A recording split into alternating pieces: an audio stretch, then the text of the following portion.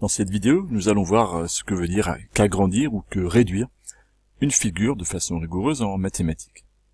Nous allons commencer par une propriété qui nous dit que lorsque deux figures ont la même forme et des longueurs proportionnelles, alors on dit que l'une est l'agrandissement ou une réduction de l'autre. On propose deux figures, qui pour l'instant sont exactement identiques, ont les mêmes dimensions, représentent le même personnage, un inconnu, peu importe de qui il s'agit. Peu importe, il a l'air sympathique.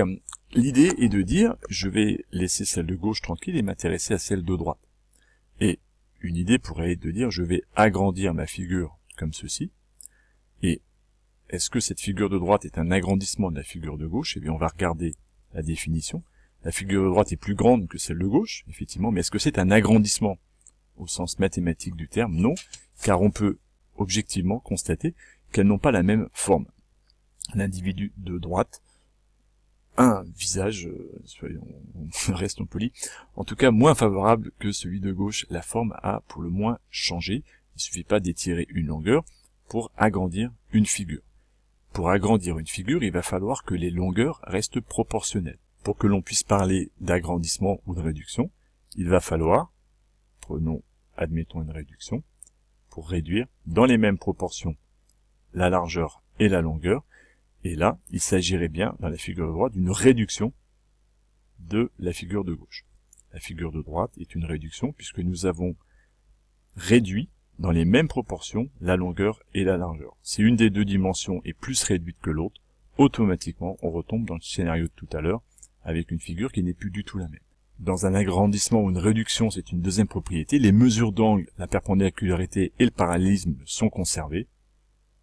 On comprend bien que si les deux oreilles de l'individu sont parallèles, en faisant une réduction, eh bien, c'est pas vraiment le cas pour ce pauvre garçon, mais admettons, eh bien, le parallélisme serait conservé, puisque nous avons fait évoluer chaque dimension de façon proportionnelle.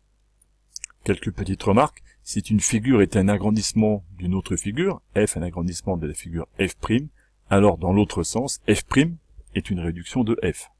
Il est évident que si la figure de gauche est un agrandissement de la figure de droite, on peut dire aussi que la figure de droite est une réduction de la figure de gauche.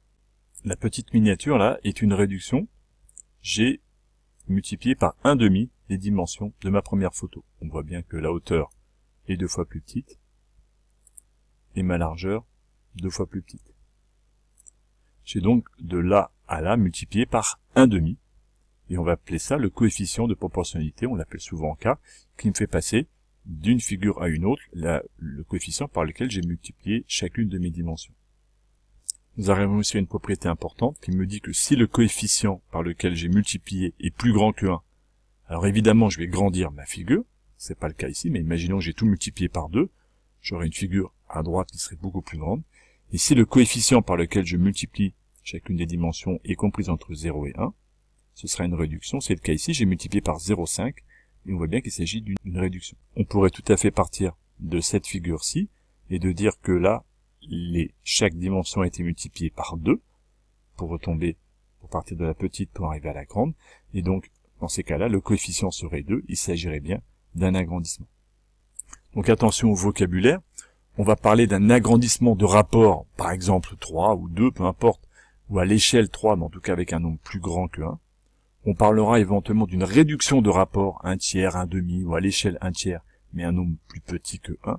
Mais jamais on pourra par exemple parler de réduction à l'échelle 3. Cela n'a pas de sens, puisque si l'échelle est 3, ça veut dire qu'on a un agrandissement, ce n'est pas une réduction.